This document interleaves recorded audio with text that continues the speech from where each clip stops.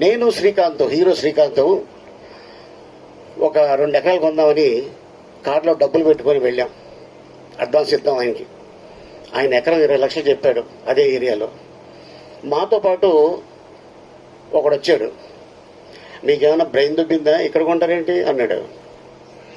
ఆ రోజు ఆడు చెప్పకపోతే అప్పుడు 20 లక్షలు ఎకరం, ఇప్పుడు అదే ఎకరం 80 కోట్లు. ఆడిని తీసుకెళ్ళడంలో 80 కోట్లు చెప్పకపోతే అప్పుడు 20 లక్షలు ఎకరం, ఇప్పుడు అదే ఎకరం 80 కోట్లు. ఆడిని తీసుకెళ్ళడంలో 80 కోట్లు పోయింది మాకు. అందుకని భూమి కొంటున్నప్పుడు మీకు ఆలోచన వస్తే డబ్బులుంటే కొనేయండి, ఎవరికి చెప్పద్దు. ఎవరికైనా చెప్తే వాడు డెఫినెట్గా ఏదో వంక పెడతాడు, మనకి లేనిపోయింది టెన్షన్ స్టార్ట్ అవుద్ది బ్రెయిన్లో.